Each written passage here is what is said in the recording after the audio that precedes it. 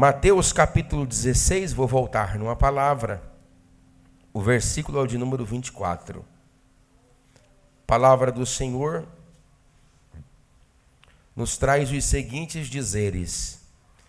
Então disse Jesus a seus discípulos: se alguém quer vir após mim, a si mesmo se negue, e tome a sua cruz e siga-me.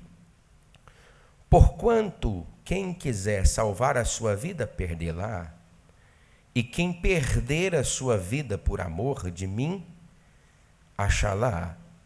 Pois que aproveitará o homem se ganhar o mundo inteiro e perder a sua alma? Ou que dará o homem em troca de sua alma? Porque o Filho do Homem há de vir na glória de seu Pai com seus anjos, e então retribuirá a cada um conforme as tuas obras.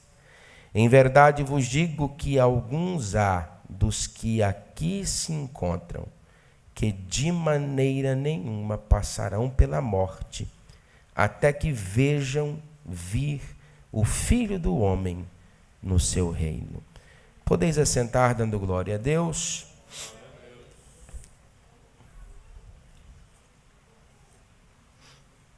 Meus irmãos,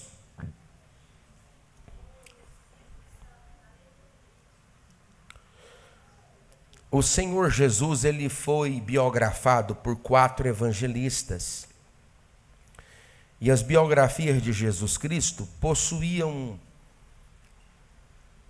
uma expectativa de trazer uma percepção evangelística para as comunidades que haviam aceitado o Senhor Jesus no seu coração, bem como recebido as boas novas. Logo, as comunidades do Ponto, da Bitínia, da Capadócia, da Ásia Menor e Meridional, como também as próprias comunidades africanas, lá de Alexandria, no Egito, suplicaram aos irmãos da Judéia para que as biografias ou a biografia de Jesus fosse redigida.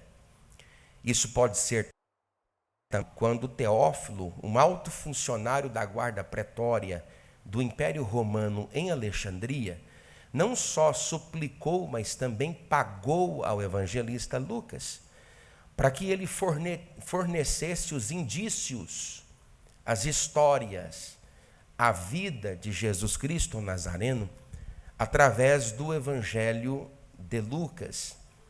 E que, como se não bastasse o pedido ser suprido, Lucas também deixou o registro da igreja, que é o livro histórico do Novo Testamento, o livro de Atos dos Apóstolos.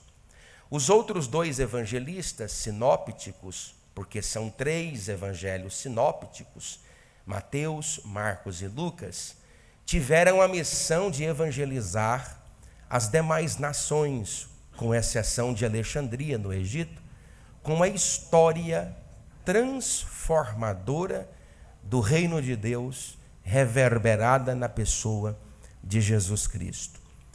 De todos os evangelhos, quando vou fazer uma escolha para ministrar, eu vejo e percebo que tipo de mensagem o Senhor quer trazer à igreja, e eu escolho cada uma das 3 versões sinópticas para adotar aquilo que o Espírito Santo colocou no meu coração. Por exemplo, para tratar um pouco da geografia bíblica e compreender as divisões do ministério de Jesus, eu gosto muito de fazer uma análise no Evangelho de São Mateus, porque ele me apresenta, talvez por ter andado com Jesus, uma percepção histórico-geográfica dos desdobramentos missionários do Senhor e como ele se desenvolveu enquanto esteve aqui com um ministério de 3 anos e meio, apregoando a palavra do Senhor na região da Judéia, da Pérea, Traconíades e também na região de Samaria e, por último lugar, na região da Judéia. Quando você pega esse livro, você descobre que o grande ministério de Jesus é um ministério na Galileia. O capítulo de número 16 desse livro é um joelho geográfico. Até o capítulo de número 16, Jesus está desenvolvendo o seu ministério na Galileia. Ele é pouco conhecido na região da Judéia. Na verdade, a notoriedade do seu nome começa a se esparramar para a região da Judéia, Pérea, Idumeia e Tureia e da região de Decápolis, a partir do grande ministério da Galileia, que é no capítulo 8. Se julgarmos este entendimento geográfico, nós vamos descobrir que Jesus começa a ser notório na Galileia no capítulo 4. E já no capítulo 8 do Evangelho de Mateus, ele já tem notoriedade, ele já tem um grande nome. Mas o ministério final é o do capítulo 14. Depois você abre a sua Bíblia e vê que no capítulo 16, nós temos o início, diácono Milton, do ministério de Jesus na Judéia. E o ministério de Jesus na Judéia, Juliano, não foi um ministério favorável, porque Jesus não desfruta positivamente da popularidade.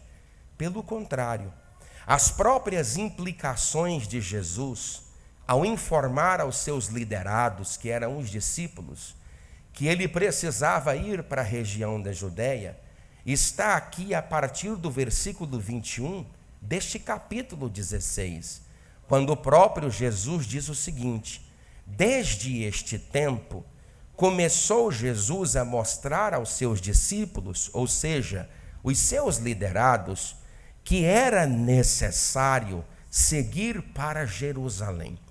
Veja que Jesus não está falando sobre coisas que ele gosta de fazer, mas coisas que são necessárias fazer. Há um hiato, há um interregno, há um intervalo muito grande entre aquilo que eu gosto de fazer, aquilo que eu pretendo fazer para suprimir a expectativa do meu coração e o meu desejo, com aquilo que é necessário fazer. Talvez não era protocolo do desejo de Cristo ir para a Judéia, porque ele vai abandonar a popularidade da Galileia para assumir a dúvida da região da Judéia. Mas a dúvida, na verdade, era uma dúvida do corpo discente. O corpo discente era os discípulos. Não era uma dúvida do corpo docente, do professor. O professor conhecia a sua missão. Pedro pode ter questionado a Jesus por que motivo ele sairia de um ambiente onde ele está dando goleada. Por que motivos ele sairia ou abandonaria um time de futebol que bate em todo o adversário para assumir uma zona de risco? Jesus mesmo responde quando ele diz assim: era necessário seguir para Jerusalém e sofrer muitas coisas dos anciãos, dos principais sacerdotes, dos escribas, e pior do que isto, Pedro, pior do que isto, corpo discente, eu serei morto. Quem diz isso no capítulo 16 é o próprio Cristo. Não há uma aparição teofânica, nenhuma aparição angelical para dizer aos discípulos que ele seria morto. Como a percepção da mortandade para os discípulos não havia se fixado doutrinariamente, ser morto era abandonar a popularidade. Ser morto era colocar em xeque a própria vida na mão de alguém que deseja a morte. Detalhe, a compreensão da morte nunca foi uma compreensão percebível nos discípulos. Tanto é fato que os discípulos não entendiam sobre a morte. Isto pode ser provado no Evangelho de São João, no capítulo 20 e no versículo 2. Todas as vezes que Jesus falava sobre a morte, os discípulos não acreditavam, não compreendiam que, na verdade, o adversário a ser vencido seria a morte e que a partir da ressuscitação do Cristo, todos nós, baseados nesta promessa, ressuscitaríamos. Mas essa construção ortodoxa não havia se fixado e formado na mentalidade dos discípulos. Você pode ver também em Lucas, capítulo 24, e no versículo 12, que os discípulos possuíam profunda dificuldade de compreender acerca do assunto da morte.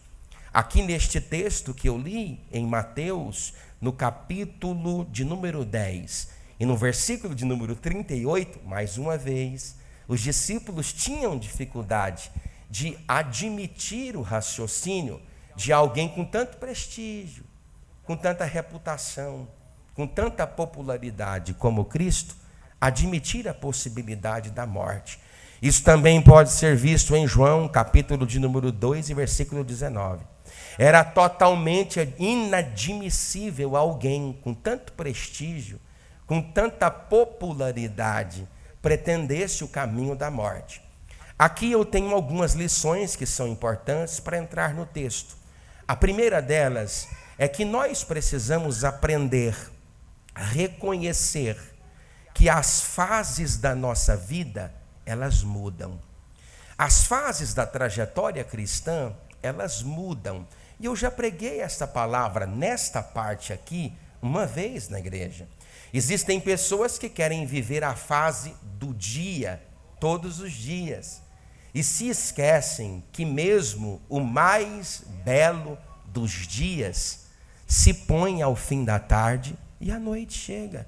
Se até a natureza compreende a necessidade peremptória de viver em fases, por que é que eu não admito?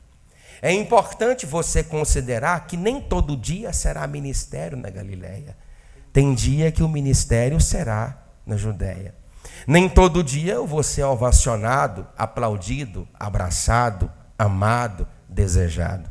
Terá o dia que você passará dificuldades e privações nesta vida. Mas sabe o que eu dou glória a Deus, irmão? Sabe o que eu dou glória a Deus? Porque o meu Deus, o teu Deus, o nosso Deus, Ele é o Deus do dia, como também Ele é o Deus da noite. E o choro pode estar durando a noite inteira. Você pode levantar a mão, mas a alegria ela virá pela manhã.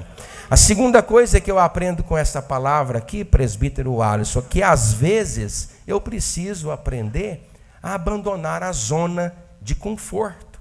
Irmãos, nada é tão improdutível para o cristão do que a zona de conforto. Nada é improdutível para o cristão ou para você, no seu aspecto profissional, liberal, acadêmico, do que a zona de conforto. E você, eu só estou dando uma linguagem mentorial do assunto, mas a sua avó já dizia para você que carro apertado é que canta pneu. Não tem jeito, às vezes você precisa abandonar a zona de conforto, abandonar a Galileia, que era um cheque pré-datado, com fundos e com correções certíssimas, e admitir a possibilidade de ir para a Judéia é soltar um cheque, ao vento, mas às vezes você precisa abandonar a zona de conforto. Em terceiro lugar, é preciso assumir riscos. Veja que Jesus está abandonando a sua história de sucesso na Galileia para assumir o risco da Judéia. Tem gente que não sai da dificuldade porque não assume riscos. Tem gente que não sai da mesmice profissional porque não assume riscos. Tem gente que não sai da cotidianidade da indiferença porque não assume riscos. Você gosta de ficar no celular o dia todo, curtindo fotos e vídeos no Reels do Instagram, você nunca vai prosperar na sua vida. É preciso assumir riscos. Em último lugar, é preciso entender que nem toda palavra positiva é de Deus. As igrejas hoje estão se avolumando, se enchendo, lotando, abraçando para escutar uma palavra positiva. Olha a palavra positiva que Jesus ouviu aqui, quando ele anunciou para os discípulos que ele precisava ir para Jerusalém. ou seja, assumir um território de risco, e que, como se não bastasse sofrer privações em Jerusalém, e que ele morreria em Jerusalém, levanta Pedro com a palavra positiva. Levanta Pedro com uma palavra favorável. Irmão, eu seria o pior dos piores se eu viesse aqui todo dia trazer para você uma palavra positiva. Eu seria o pior bandido com o microfone na mão se eu não te dissesse aqui nas minhas mensagens que você precisa mudar a sua vida, que você precisa consertar a sua alma, que você precisa preocupar com o teu coração, que você não pode viver a cotidianidade da indiferença. Eu seria um mercenário com o microfone na mão, escondido atrás do púlpito, se eu só dissesse para você coisas que você quer ouvir. Levanta Pedro no meio da multidão e diz: não, o senhor não vai morrer não. O que Jesus olha para Pedro e disse assim: olha, a tua palavra ela é boa, a tua palavra ela é positiva, a sua palavra protege a minha integridade física, mas a sua palavra sepulta o meu propósito. Para trás de mim, Satanás, porque tu só conjecturas, só tu pensas das coisas desta terra. Você está pensando na matéria, na estrutura física. Eu estou aqui desenvolvendo uma vida física para reverberar na eternidade. Talvez as coisas que Deus tem te dado não trazem resultados positivos, mas foi Deus quem te deu. Talvez isso que Deus colocou na tua mão, a julgar pela perspectiva de Pedro, não é favorável, não é interessante, mas foi Deus quem te deu. Lembra quando o império estava dividido em Zé Valdice? Um partido estava com Tibni, filho de Ginate, e outro partido estava com Orim. Orim venceu Tibni, filho de Ginate. Ele foi até um outeiro chamado Outeiro de Semler e comprou por 50 ciclos de prata, o preço de uma donzela virgem em Israel, o outeiro de Semler, e edificou no outeiro de Semler a cidade de Samaria, onde hoje é Nablus, do lado dos montes Ebal e Gerizim. E o filho de Orim, Acabe, sim, vai descer pela vinha de Nabote. Rapaz, mas Acabe queria a vinha de Nabote. Acabe chega para Nabote: o que tu quer aí? O que tu quer nesse pedacinho de terra teu, rapaz? Teu povo lascado, que eu vou te dar o que vale e vou te dar mais. Nabote olhou para Acabe e disse assim: eu não dou porque aqui é herança do meu pai. E aí ele disse: não, faz o seguinte, já que tu não quer vender, tu escolhe qualquer terra aqui nos territórios do Reino do Norte, que compreende as 10 tribos, que eu troco contigo e ainda te volto uma grana para tu pôr no bolso e chupar picolé daqui bom com seus filhos. Não, isso aqui é herança de papai e de mamãe, eu não dou, eu não vendo e eu não troco. Custou-lhe a vida, mas ele não negociou os valores que ele recebeu lá da sua casa. Ei, talvez as coisas para você não tá dando certo e alguém está dizendo para você: larga essa mulher, larga esse marido, larga essa penúria, larga esse traste, larga. Não, não larga não. Não dê, não venda, não troque, porque foi Deus quem te deu.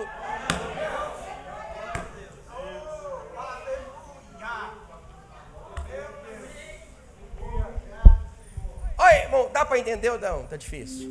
Aí aqui nessa hora, vocês posso falar, irmão? Diga amém. Nessa hora ele faz o segundo convite. Nessa hora, quando as coisas apertam,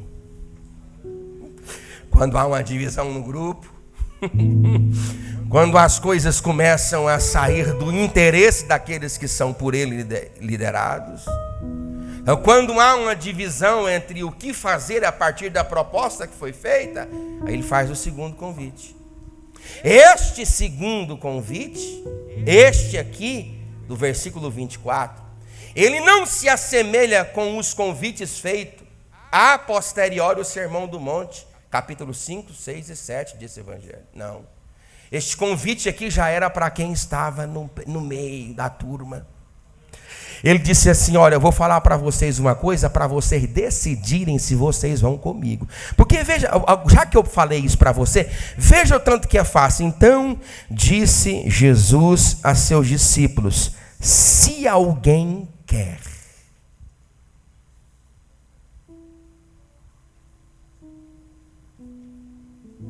Já tinha comido uma colher de sal com ele. Bem aqui, irmãos, eu tenho em algumas palavras, você está me ouvindo, irmão? Diga amém. 1, 2, 3, 4, 5, 6, 7 palavras. 7 características de uma pessoa que quer servir a Jesus. Veja que não é uma proposta semelhante à proposta que eu faço quando quero que você decida por Cristo. Porque se eu te fizesse uma proposta dessa, para você decidir viver em Cristo, eu tenho certeza que você não aceitaria. Sabe por quê, irmão? Eu posso dizer para você com muito amor no meu coração, no teu, por muito amor na tua alma, eu posso dizer, diga glória a Deus. Ele nunca será o Salvador de quem Ele não é Senhor.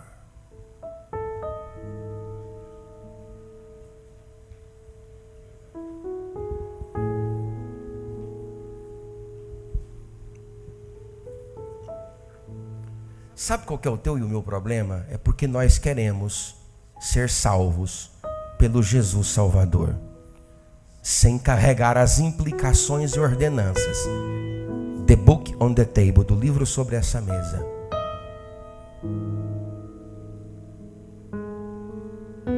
Logo, o que determina se Ele é meu Salvador é se Ele é o meu Senhor.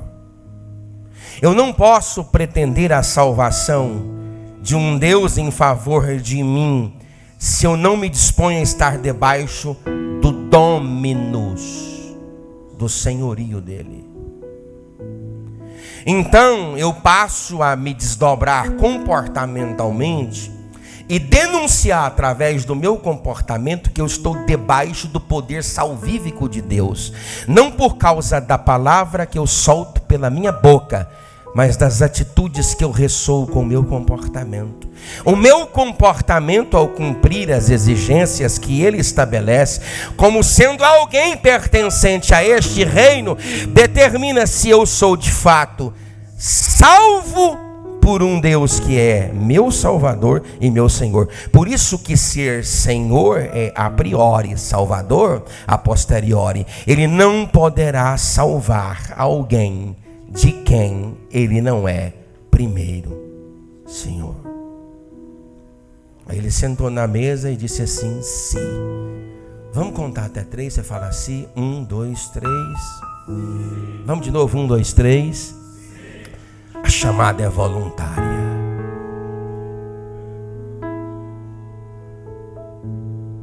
Já falei isso aqui. A chamada é voluntária. Você não é obrigado, não. Não, você não é não. É se. Veja que não há um princípio soteriológico. Não é sobre responsabilidade soteriológica. É sobre responsabilidade, nada mais. É Ele olhar para mim e dizer: você está disposto a pagar a conta? E você diz: eu estou.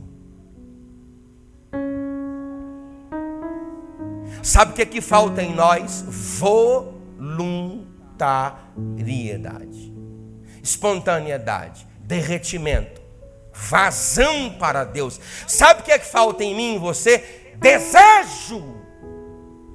Porque a percepção si não é a capacidade arbítria que eu tenho de definir os meus destinos soteriológicos. Não é sobre o que o livre-arbítrio está dizendo. É sobre a responsabilidade que eu sei que eu preciso assumir e eu estou disposto a assumir. Mesmo depois do enunciado daquele que me convida a tal. Eu vou para lá não é para ser ovacionado, nem para receber lá a popularidade que eu tenho aqui. Eu vou para lá para sofrer. Quem quer ir comigo, vai. Quem não quer, fica em casa.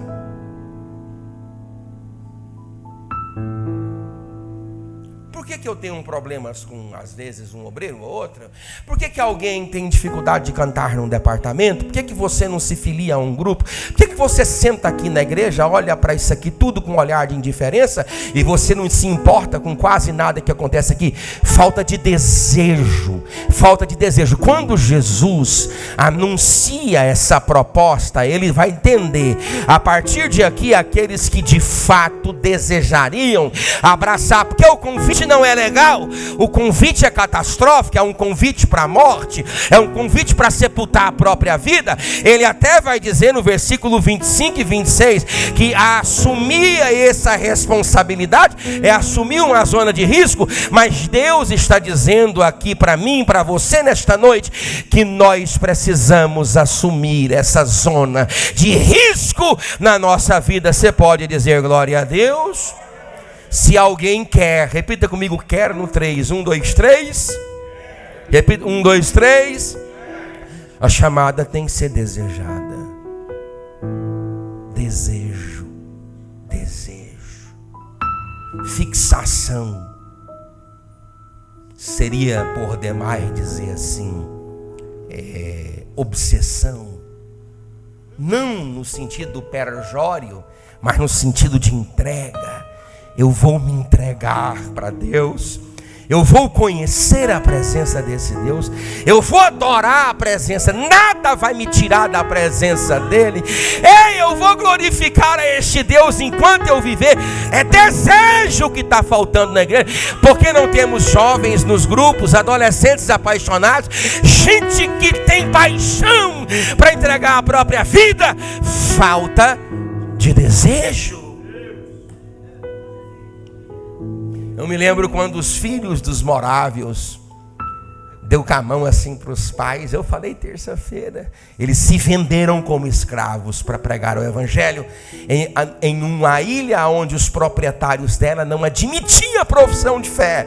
Mas eles se venderam como escravos, para nunca mais ver pai, para nunca mais ver mãe, mas para depois que tombarem nesta terra, eles deixaram a igreja formada lá, para glorificar o nome daquele que vive e reina para todo sempre. Quando eles despediram dos seus pais, ele disse: maior sacrifício por nós fez o Cordeiro de Deus. Você já leu sobre a perseguição que havia sido ocasionada entre os anos 313 a 382, entre o edito de Milão, proclamado por Constantino, na cidade de Constantinopla, e o edito de Tessalônica, proclamado por Teodósio I, na cidade de Tessalônica, onde eles sancionaram o cristianismo como religião oficial do império. Nesse intervalo, entre 313 e 380, 40 mártires foram mortos em Sebástias. Arrancaram a roupa deles da 12ª legião e jogaram eles todos os 40 num lago congelado. Isso é história, irmão, na igreja. É assim, não era esse povo igual nós, mão celular na mão dentro de igreja, jogando o Free Fire, não. Eu estou falando de gente que esse mundo não foi digno deles. Gente que pisou na terra e mudou a história da cidade. Gente que entrou numa cidade sem Deus e deixou Deus tanto na cidade que bares e prostíbulos se fecharam. Gente que balançou a terra. Estou falando de gente assim, não é de gente como nós, de gente como a gente, que suporta gente, que briga com gente. Eu estou falando de gente de Deus. E os 40 mártires de Sebástião congelados. O Império Romano foi e acendeu uma fogueira e colocou uma tigelona d'água para esquentar. Aqueles que negassem a Jesus tinham o direito de tomar um banho quente. E quando foi entrando lá na madrugada, eles todos com hipotermia, um deles cedeu. Ele saiu tremendo e chorando em direção a lareira. E os outros 40 começaram a cantar uma música famosa na história da igreja. Para quem lê a história da igreja, né, irmão? Para quem assiste novela o dia todo, ninguém sabe nem da música. A música era 40 mártires. 40 mártires de Cristo. 40 mártires. 40 mártires de Cristo. Aí saiu um de madrugada e disse: 39 mártires. 39 mártires de Cristo. O poder daquela canção foi tão grande que o general que estava administrando aquela sentença viu que, como uma espécie de teofania, aparição de Deus, como que se anjos viessem trazendo 40 coroas, e um dos anjos parou na glória. E quando aquele soldado saiu, ele arrancou a sua roupa e foi para o lugar dele, e eles voltaram a cantar 40 mártires. Levante a sua mão. 40 soldados de Cristo. 40 soldados de Cristo. Tem o nome deles lá até hoje, nos anais da história. Sabe por quê, querido? Porque eu preciso desejar servir a Deus. Tem que ser desejo da minha vida e da minha alma. É mais importante do que o que eu quero. É sobre aquilo que eu preciso. Servir a Deus, custe o que custar, e nada mais. Terceira característica, repita comigo: vir. 1, 2, 3. De novo, 1, 2, 3. Você tem que ir, rapaz. Você viu o contexto da situação? Tanto que o contexto, por exemplo, eu te chamo lá em casa o seguinte aqui, por exemplo, eu posso falar, irmão? Diga amém. Posso falar? Diga amém. Eu faço um convite assim: irmão, vamos lá em casa comer um baita de um churrasco. É diferente do convite assim: vamos aqui em casa para quebrar 2 paredes e carregar entulho. É diferente ou não é? A própria propaganda que Jesus faz, na expectativa de fazer os irmãos entrar no seu comércio e comprar o seu produto, é uma propaganda horrível. Não é propaganda, é sentença de morte.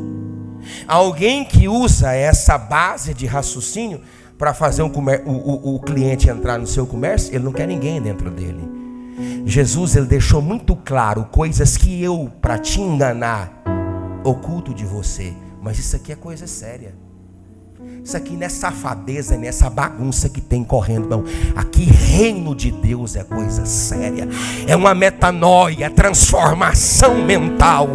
Rogo-vos, pois, irmãos meus, que não vos conformeis com este mundo, mas transformai-vos pela renovação do vosso entendimento, para que experimenteis qual seja a boa e a perfeita vontade de Deus. É Bíblia pela Bíblia, sobre a Bíblia, e nada aqui não é desfile de moda, aqui não é bagunça, não é nada. Aqui é a palavra de Deus que muda a história da vida daquele que crê. Ei, você quer? Eu quero. Então venha. Muitos de nós aí, irmãos, uma preguiça horrorosa. O que você vai fazer, irmão? O que você vai fazer? O que você vai... Irmão, você não tem vergonha de morrer, não? Eu tenho. A minha improdutividade é o meu maior medo da morte. O que eu vou apresentar para ele?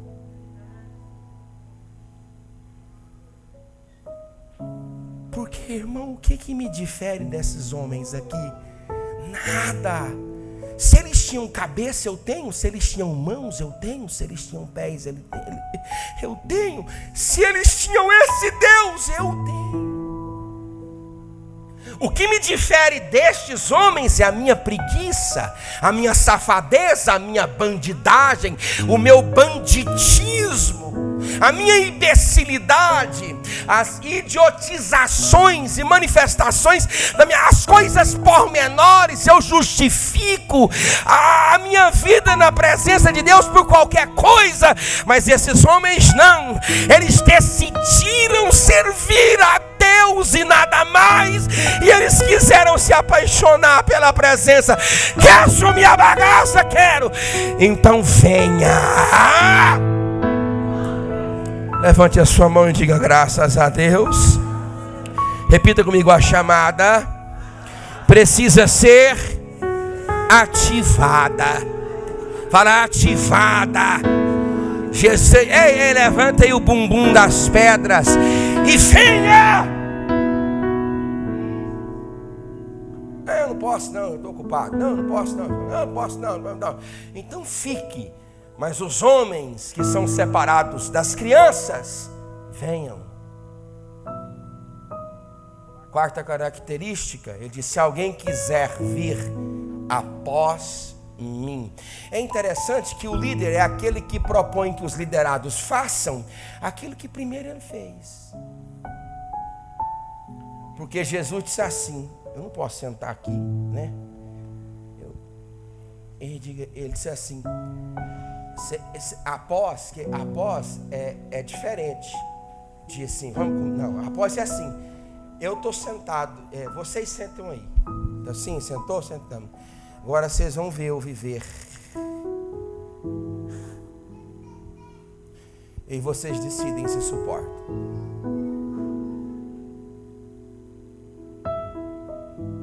Cada passo que Jesus dava em direção a Judéia era um passo que ele dava em direção à morte.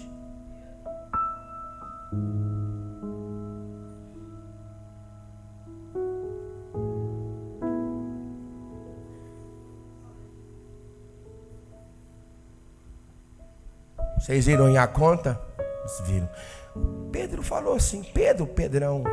Pedro era até, o bicho era terrível, pancado de dar em doido. Um reggae nordestino, um doido, um marreta, um perturbado, um desabado. Ele disse: você está vendo que eu larguei tudo, né? A casa de Pedro era grande. Um dos textos onde a Bíblia fala que Jesus estava em casa, a casa não era de Jesus, era de Pedro. Cabia 70 pessoas. Ele disse: eu larguei tudo, Senhor. Ele disse assim: o que você vai? O que eu vou ter? Ele disse: tu terás 100 vezes tanto aqui e a vida eterna. Noutra ocasião, Jesus parafraseou esse mesmo convite. Ele disse assim: vós podieis beber do cálice que eu bebo. Jesus disse assim: Pedrão era um reggae nordestino. Ele disse assim: eu posso. E o bichão podia mesmo. Desabado doido. O bichão podia mesmo. Quando foi matar o Pedrão, que Pedro morreu num dia e Paulo morreu no outro, por Nero. Nero tinha atacado fogo em Roma em 18 de julho, o fogo tinha cessado em 24 de julho, e Nero quis matar os cristãos e matou Pedro. Pedrão falou assim: eu vou morrer nessa cruz aí, de cabeça para cima, igual morreu Jesus. Ele disse assim: Ele disse: não sou digno, pode tombar de cabeça para baixo. O bicho é terrível, rapaz. Chegue doido.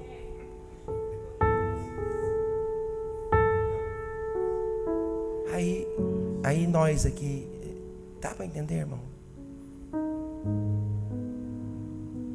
Chegue doido. Aí Jesus disse assim: vocês querem vir? Quero. Então negue. Repita comigo: a chamada. Vamos falar mais alto? Falar: chamada é uma chamada de perdas.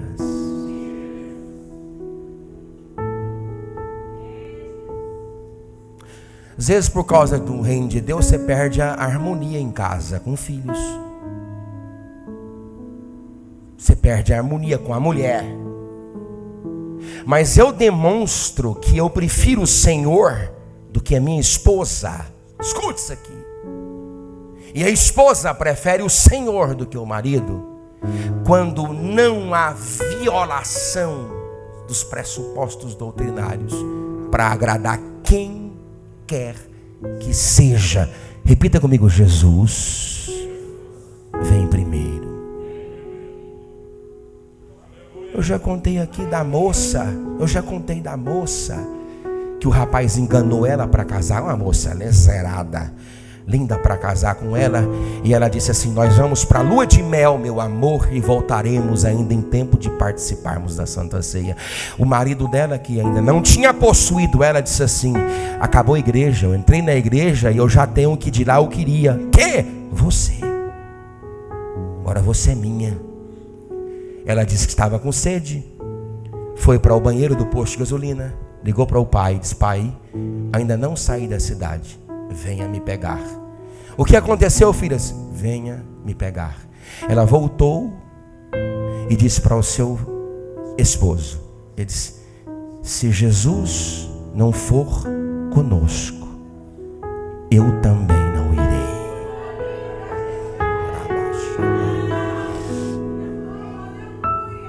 Repita comigo: isto é gente diferente. Agora vira para esse e fala assim: quem você é? Você negocia a sua fé. Você negocia a sua fé no trabalho. Você negocia a sua fé lá fora. Você negocia a sua fé por qualquer coisa? Não!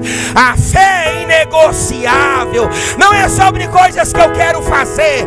É sobre aquilo que eu preciso fazer. Levante a sua mão e diga glória a Deus.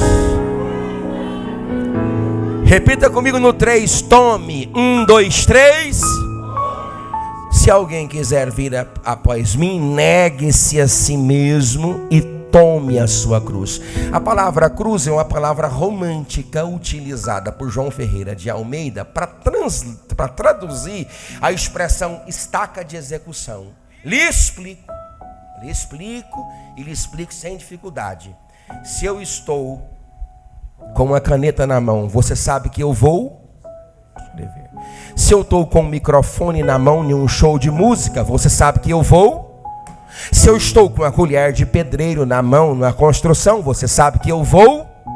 Agora, se eu estou com uma estaca de execução nas minhas costas, você sabe que eu vou morrer. Pergunta não é se eu vou morrer, Rafael. A pergunta é quando eu vou morrer. Sabe, irmão, nós somos fracos demais. Eu tenho vergonha de mim mesmo na vergonhosa manifestação do reino que eu digo possuir e professar. Tome, no original, pegue a estaca de execução. Sobre essa estaca tu morrerás. Eu queria tanto falar para o meu filho Isaac o que Paul Washer falou para o filho dele quando mandou ele lá para os Himalaias. Ele tacou a mão na cabeça do borrego e disse assim: filho, vá e morra!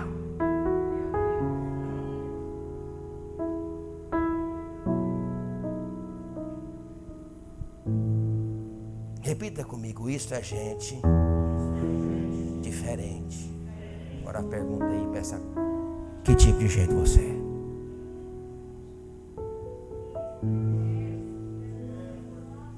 Oh, glória.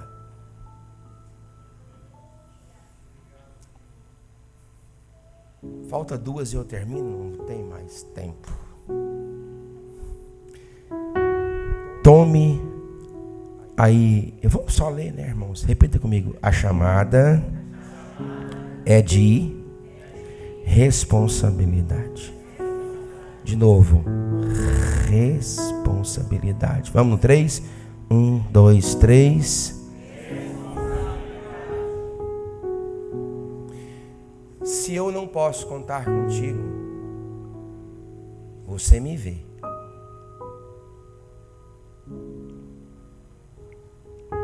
Deus pode?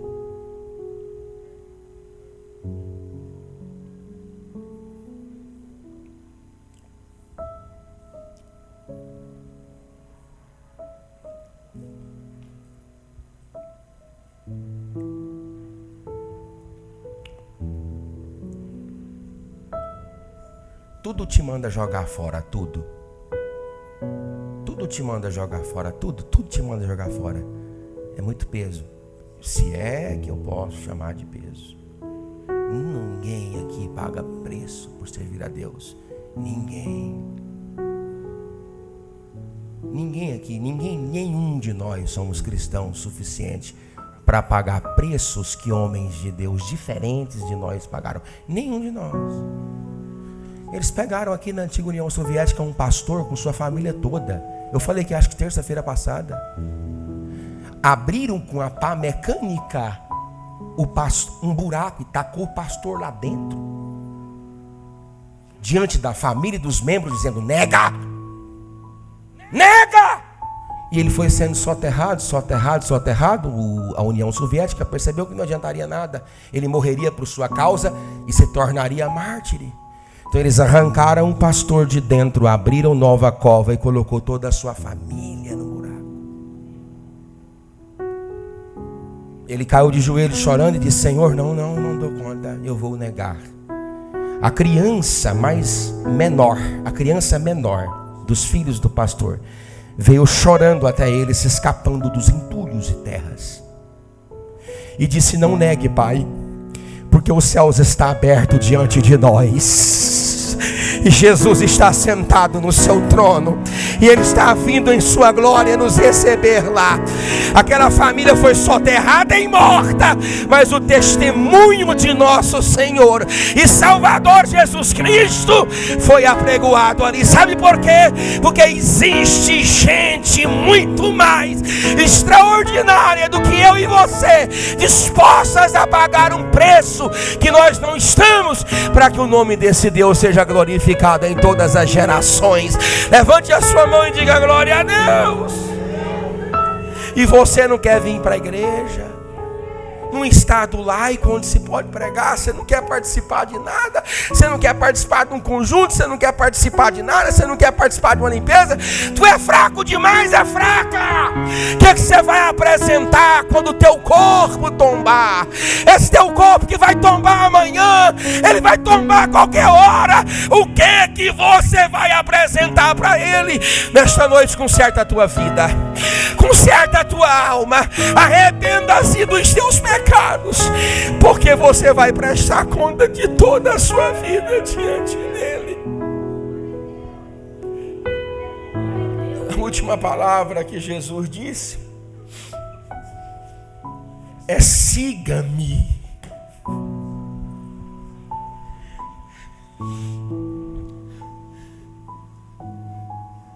Repita comigo: a chamada precisa ser constante. Para onde que Jesus foi? Para a morte. Qual é o único último inimigo a ser vencido, irmãos? Morte, tu morrerás. Tu pensas que és a tal, a senhora de todos os horrores. Só porque venenos e armas são instrumentos pelos quais os homens chegam perto de ti. Morte, tu morrerás. Porque tu és apenas a parábola de um sono. E o meu Senhor, sabendo disto, me faz repousar todas as noites, para que os amados de minha família, ao me ver repousar todas as noites, no dia em que eles me virem dormir em teus braços, portanto morto, eles já não se assustarão.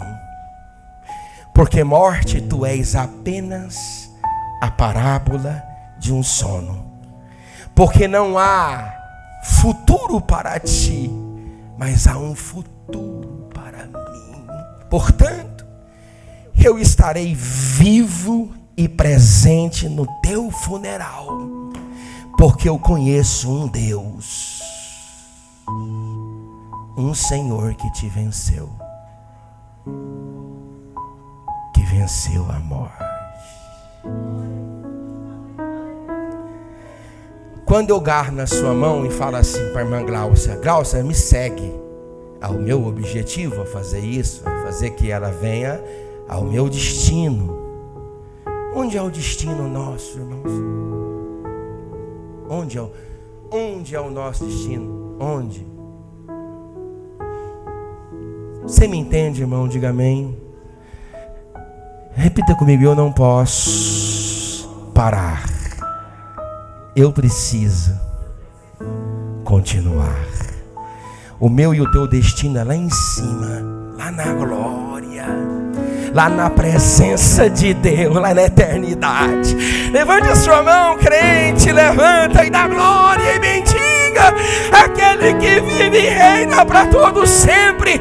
Deus está esperando você lá na eternidade, aonde a morte não vai te assolar, aonde as dores desta terra não vão te encontrar. É lá neste lugar lindo que Ele aguarda todos nós, e o nome de Jesus há de ser eternamente glorificado. Você pode glorificar e aplaudir ao nome daquele que vive e reina para todos sempre.